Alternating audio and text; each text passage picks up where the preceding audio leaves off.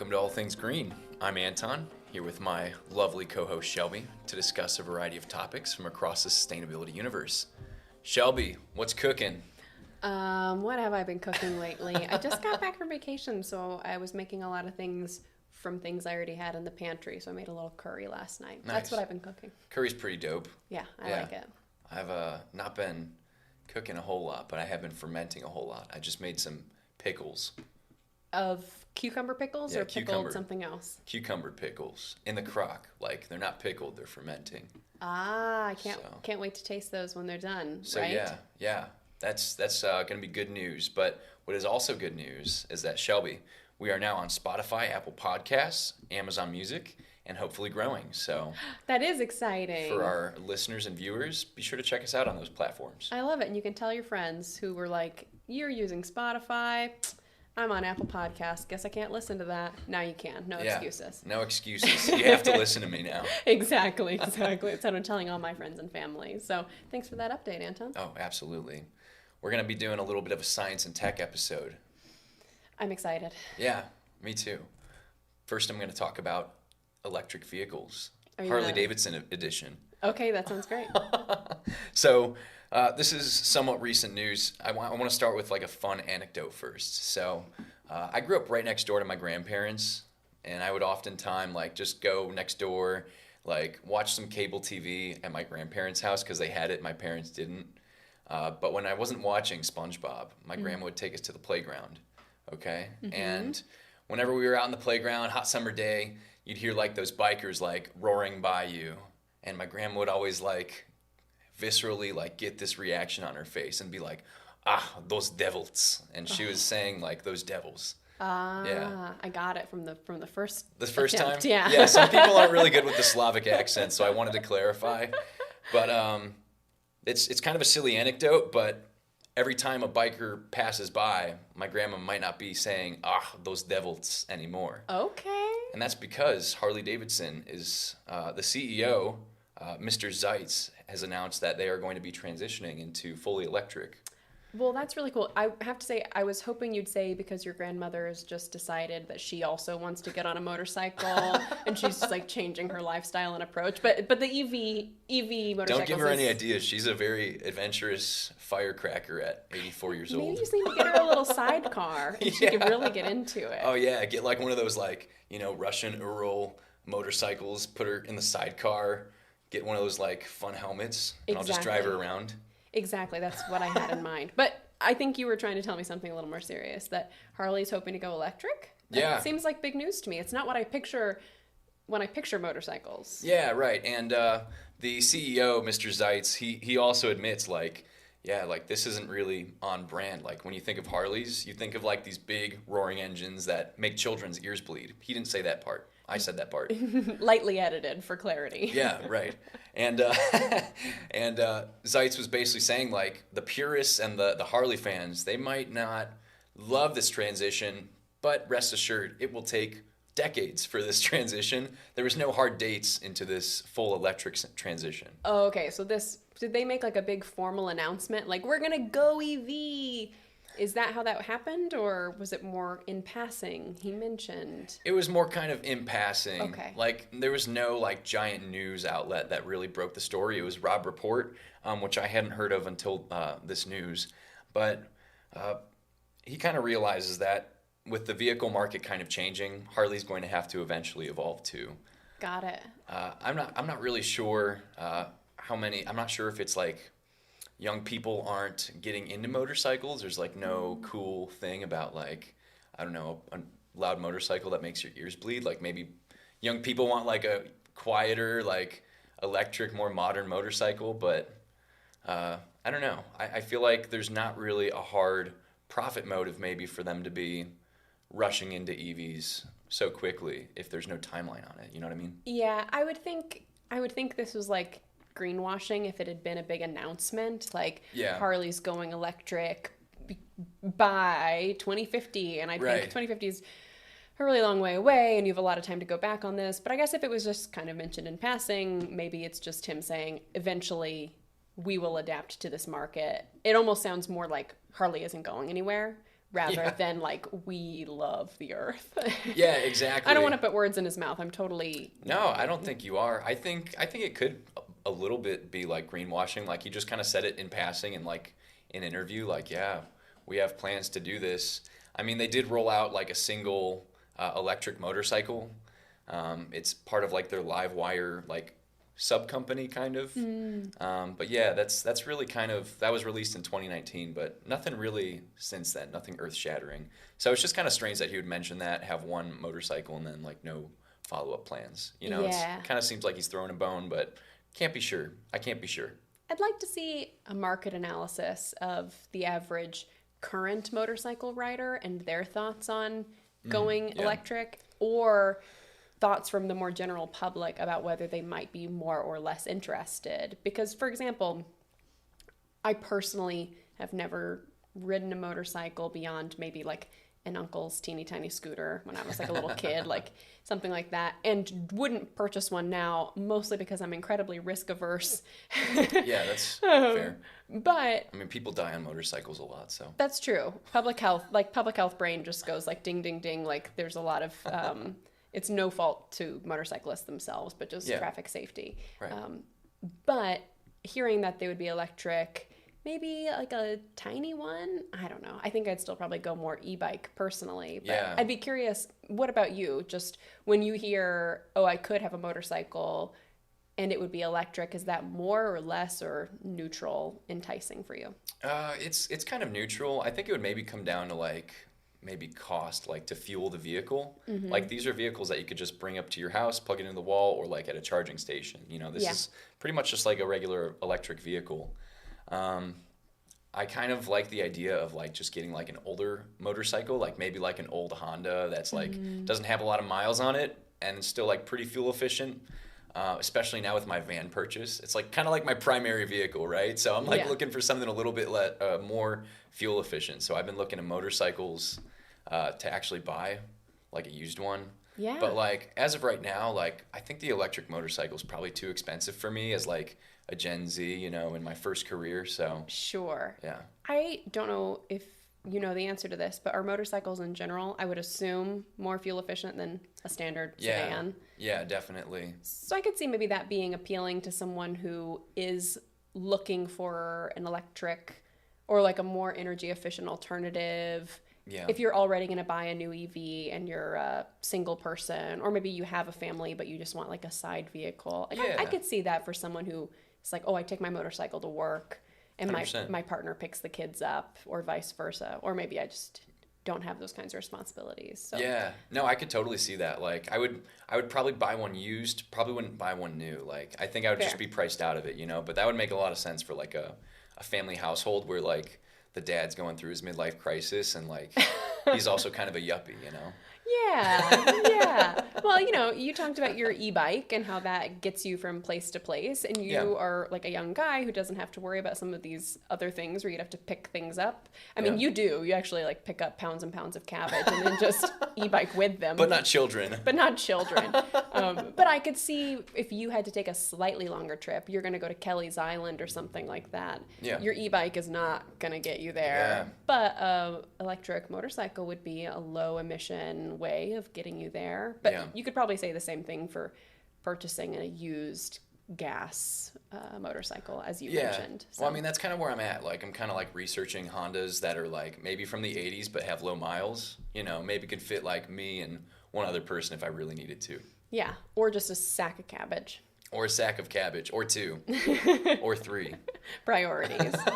Well, thanks for teaching me about the potential of future electric motorcycles. I'm excited to see what that could do for our air quality, because sometimes when they go by, I mean, cars obviously have plenty of emissions too, but motorcycles will go by and you can really like smell the gas burning. Smell them and hear them.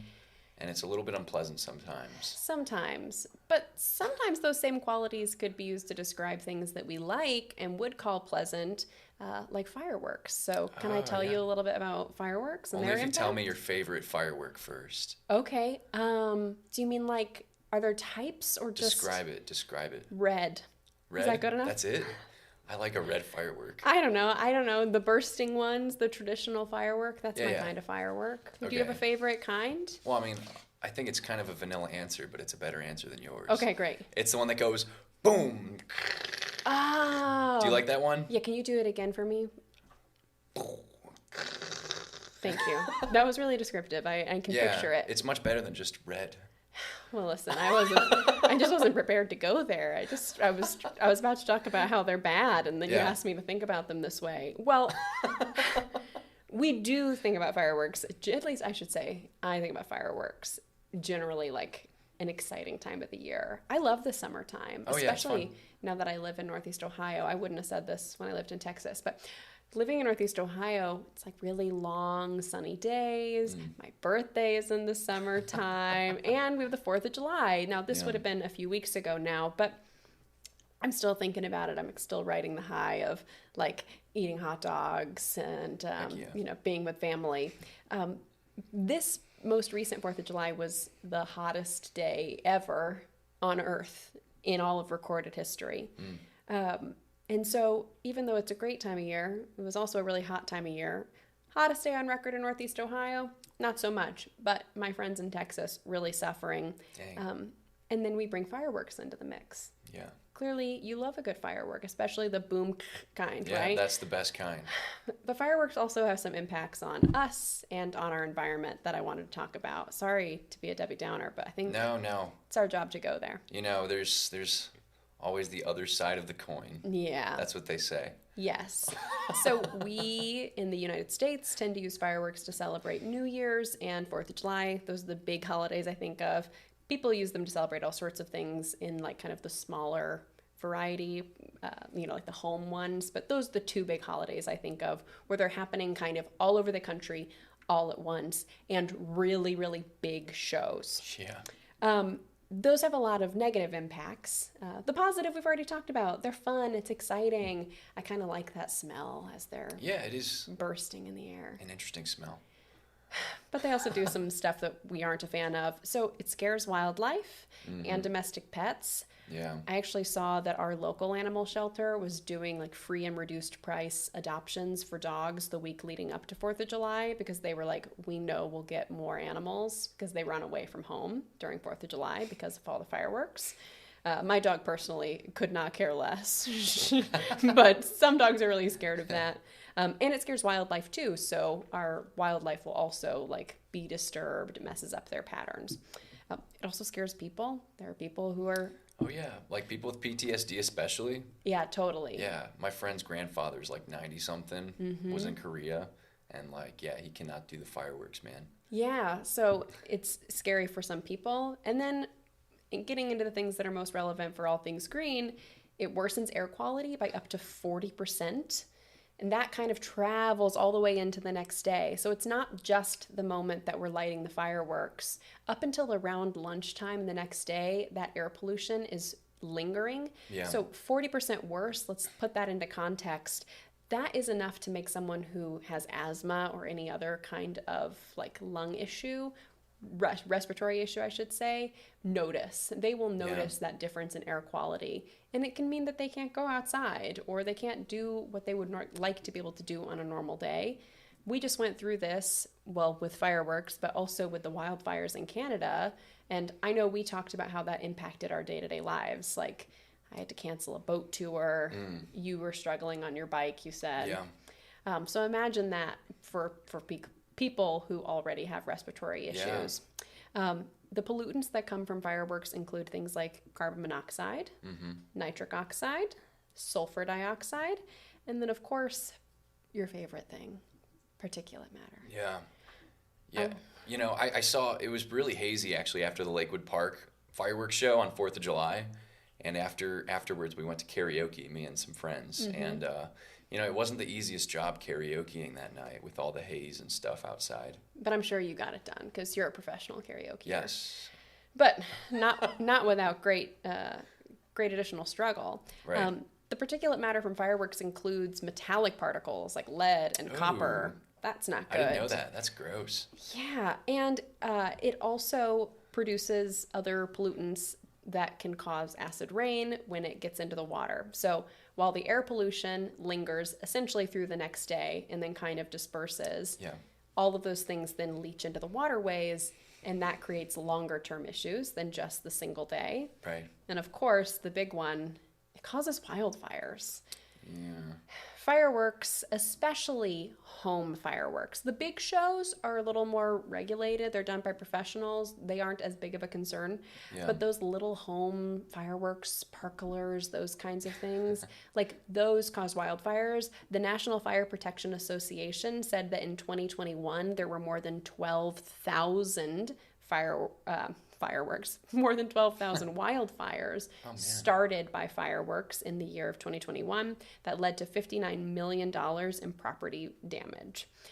So I love fireworks. I love fireworks shows, but I don't love all those outcomes. Yeah. What do you think about all that? Yeah, I mean, I was never a fan of like those home fireworks show where you're shooting them straight up into the air. Yeah. Like that always seemed like a little bit dangerous. I like the danger where it's just enough. Like maybe you got like your, quarter stick of dynamite, you like light it and run away. And you don't have any other explosives around, so if it blows up, there's like, you don't blow your other fireworks up, like maybe just enough danger, but like not like shooting something into the air. Because like it causes house fires too. Like yes. That's something that we worry about in suburbia and like the city of Cleveland. You don't want to launch them off to catch somebody's house on fire. Yep, house fires, people hurt themselves trying to light their fireworks. So, I mean, I just listed off a whole bunch of things that are bad about fireworks, and just like anything else, it's not because I think, well, we should just ban fireworks. But we could maybe try some alternatives, and so I wanted to talk about those and get your impressions. Sure. So I saw two major alternatives that some municipalities were trying. So the first was more what they called eco-friendly fireworks.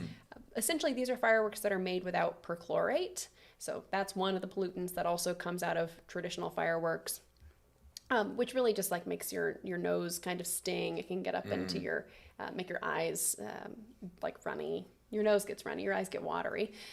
So it's not good for you. Or with or without, or with, I should say, without or with lower levels of those heavy metals we talked about, copper and lead. They can also be silent, which better or worse, depending on what you like about fireworks for wildlife. Yeah. And people who are struggling with post-traumatic stress disorder, that's probably a good thing. Some people like the boom. Psh. Yeah, sorry, I'm in that camp. I'm not giving up my loud firework.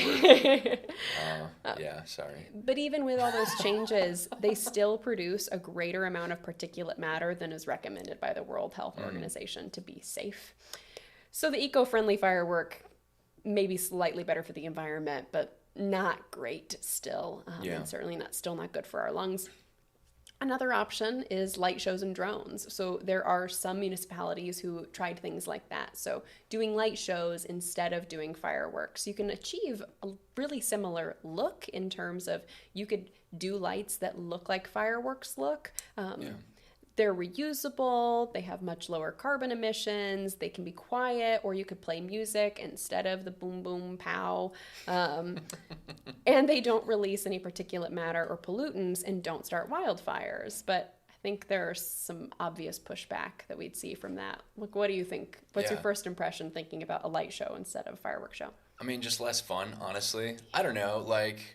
We should be able to have our fun with fireworks. Like, we should be focusing on cutting emissions in other ways, but like, it's still good, I guess, to have these options. Maybe there are some areas that are extra sensitive, right? Maybe like, I don't know, like a senior living facility or something. Maybe you want your light show instead of your, boom or something like that, right? So like, I guess like maybe just depends on the community or the function, right? Yeah, I think so too, at least for now. I don't know. When I read stories like this, and I have a similar reaction to you of going like, can't we have anything? I just want to keep 4th of July. I love fireworks. Yeah. And then also thinking like, well, we probably said that 50 years ago, 100 years ago about different things that we're used to. Can't I just dump my toxins into the river? Like, it's just easier and cheaper. So I'm not opposed to moving towards light shows, and I'm excited to bring attention to the fact that some municipalities are doing that, and maybe see if anyone's doing a really good job and making them really exciting. Hey, that's true. I think we can use tech in cool ways, and maybe this is one of them, but you talked about it. Maybe there's also just different ways we could do fireworks, or better ways that we can prepare communities for the impact of them to minimize the harm while enjoying the effect. Yeah. I mean, hey, I might see like the most bomb-ass light show I've ever seen in my life, and I'll be like, that's it. No more fireworks for me. I don't need the boom anymore. I just need that, light show. It could happen. Anything could happen. When you said boom boom pow earlier, I thought immediately of Fergie. Maybe they should just do like a hologram show of Fergie going boom boom pow. I don't know. I like that song. It came to mind when I said it too. It wasn't on purpose, but yeah, I thought about it. Yeah. All right, cool. Well, I love fireworks. Maybe we can plan an ATG outing where we all go see a light show or something like that next 4th of July. That sounds great. We'll do some reporting on coolest light shows in Northeast Ohio. Okay, cool. Yeah. Well, hey, for my next segment, I wanted to talk about something that really fries me. You know what really fries me? When people don't know the difference between cabbage and lettuce? That really fries me. But it's not that what I'm talking about. I wanted to talk about, well, first of all, we've talked about urban sprawl a little bit in previous segments. This building out from the cities, creating more and more suburbs, more single-family living. Urban sprawl really fries me, but especially when urban sprawl doesn't even have, like, good planning. And by good planning, it means that they're planning cities and developments that aren't resilient to climate change. So that's kind of, I wanted to set the stage in that way. Yeah. Because it's kind of like the problem is we're kind of building out single-family developments to begin with outside of cities, but they're also just bad developments, and I'm going to tell you why in this segment. Yeah, tell me why. So NOAA has reported that precipitation estimates that engineers are using to design bridges, roads, developments, infrastructure like retention and detention basins, they are like decades out of date by the time that they are built. And this is kind of crazy, like, to think about it. Like, if you are literally creating infrastructure that is out of the date the moment it's finished, that's kind of like a big waste of taxpayer money. Is it not? It sounds like it. Can you tell me a little bit about why? Like, does it just take that long to plan it? Like, why are we seeing this delay from technology of today versus new production of today? That's a great question. So the reason why that is because whenever you build something, you go off of climate data that's like 80 years old, right? So they're looking at climate data from like 2023 to like 1940 or something like that. And so you're taking all of this rainfall data, which really kind of skews what you're seeing in our climate today with climate change. You're going to have a lot more moderate rainfalls and like frequency of hard rain events way earlier in like the 1940s. But nowadays with climate change, we're seeing much harder rainfalls, much more frequent rainfalls. So if a development is built to like a 25-year rainfall event, that's considering all this data. Whereas really a 25-year rainfall event might be more like something like a 5-year rainfall event in today's climate. I see what you're saying. So like maybe instead of looking over the past 80 years of data, can we extrapolate from the last... Maybe just like the last 10 years. Yeah. Or what a lot of cities are starting to catch on to doing, their planning departments are saying, we have to adopt more of like a resiliency planning effort. We have to be maybe projecting what climate change is going to look like and the rainfalls that we're going to see. And we have to start building to that standard. Something that's interesting to me is like, this isn't something that's like really new, but almost maybe kind of like a lost art. Like, we used to build like bridges, not me and you, but like people from like you the don't 1910s. Know that, Anton. in a past life before you knew me. No, I've never built a bridge. I'm sorry. Maybe in a past life, I don't know. But like people would like build like bridges way over engineered, right? We have all of these projects from like the 1930s, like these worker, what was it called? The WCA or something like WPA. that? WPA. We have all these WPA projects that are like way over engineered. They still serve us today. I mean, to be fair, partly that was because nobody had jobs, and so they were just desperately looking to create things for people to do work. At least that's my understanding. But yeah, my house is an 80-year-old house, and I can see differences in its structure compared to friends of mine that have newer homes. Some of ours seem sturdier than others. Yeah, right? Isn't that crazy? Yeah. So like even just our housing stock, we see it in our housing stock. Like the way that things were built back then are just, well, I don't know. It was sturdier, but that's kind of like getting aside from like the actual like detentions and retention basins that we're talking about when housing developments go in. Yeah. So, like, for instance, I ran for city council when I was 19 years old on this very not sexy platform of stormwater and basement flooding. And the whole idea was, like, we are putting new developments in near older developments, and we're tying in these newer storm sewers into our older storm sewers that are, like, 100 years old already. So, I don't know if that rings any bells for you, but, like, the alarm bells are kind of going off in my head when I talk about that, right? Because you have this 100-year-old infrastructure, and you're just adding, like, thousands and thousands of gallons more per rainfall to that old infrastructure. Yeah, it sounds a little scary when you think about how damaging it can be. I mean, I think you've told me before that part of the reason you ran for that office is that you were experiencing flooding in your town. It was a big deal, and I know that the same was true for my husband. I didn't live in areas like that when I was growing up, but it's a concern for me now of thinking, well, what can I put on the floor in my basement that won't get ruined in case this thing gets backed up? Yeah. Exactly. And so when we see like these old storm sewers, when they fill up, that water has to go somewhere, right?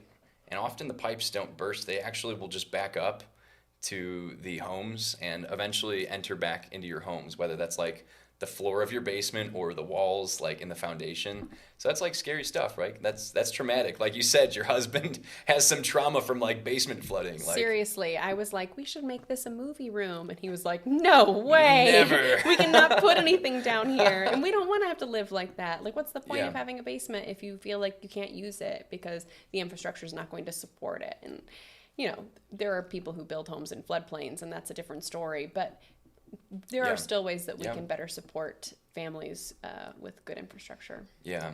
What's the solution, Anton? Is there a solution? Yeah, I think there is a solution. Okay. I think it's the way that we use our land. I know that I'm never going to have the ability to stop suburbs, even though I would like to. And so when developments are put in place, I think with having engineers and cities have pretty strict land use of land ideas, policies maybe is the word I'm looking for.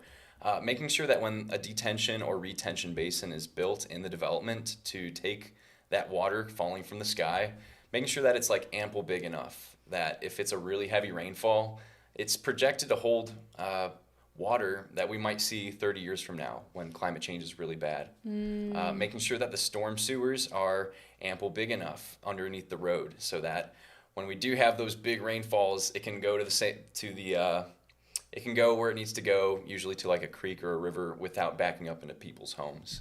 Yeah, I imagine this would be very expensive for new development. Well, I mean, I should say for updating old development. For new development, maybe it's more expensive because you need more materials, but it's probably less expensive long term to not have to deal with so much flooding. But there are a lot of communities that already exist with infrastructure that's old. And I mean, are there other things we can do? Or is it really just at some point all this needs to be replaced?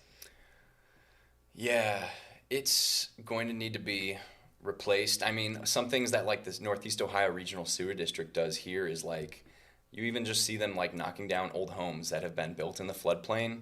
Like they just flood all the time now. There's nothing you can do. So the sewer district will just buy out that land and they'll maybe expand the floodplain on like the river or the creek. So like there's some like fixes like that where we don't have to completely maybe replace the entire street's worth of infrastructure, but like maybe we can do some like retooling of the environment to create like a sustainable like green infrastructure solution. I like that. Yeah. Oh, I mean, I like that theoretically. I'm sure it's a long way down the road to be able to make all those updates. But I like the idea of a future where I don't have to worry about my basement flooding. Is what I really mean. Yeah, absolutely. And the nice thing is, like, this burden isn't necessarily on the cities when they're creating new developments. These developments are often, like, paid for by developers, real estate developers.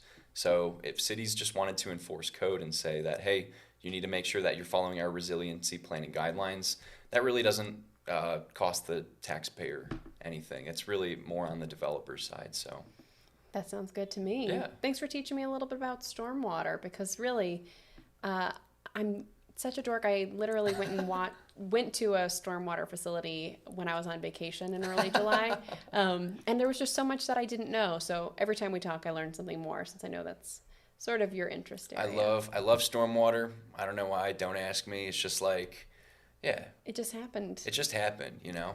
Did you experience flooding when you were growing up, or just like in your community you knew that was an issue? In my community, friends' houses, people on like a fixed income, like even when I ran for city council, like and talked to old people, they're like, yeah, I'm on a fixed income. I can't keep dealing with this. Why are they building this development next door to me? It's just going to affect the way my basement floods. It's going to cost them thousands out of pocket. So yeah, you better cut me off. I can keep rolling on this, Shelby. Sorry. Okay, well, it's been great talking. No, really, it has been great talking all things green with you. So yeah, how about you let our viewers know how they can stay in touch with us? I would love that. Thank you, Anton. If you'd like to stay connected to us, be sure to follow us on Instagram and TikTok at One Planet Media. That's ONE1. And if you'd like to rewatch full episodes, check out our YouTube channel, All Things Green Show. You can find all of our sources from today's episodes in our show notes. We'll be back at the same time next week to bring you more news. Thank you so much for being a part of the global sustainability movement. Ding.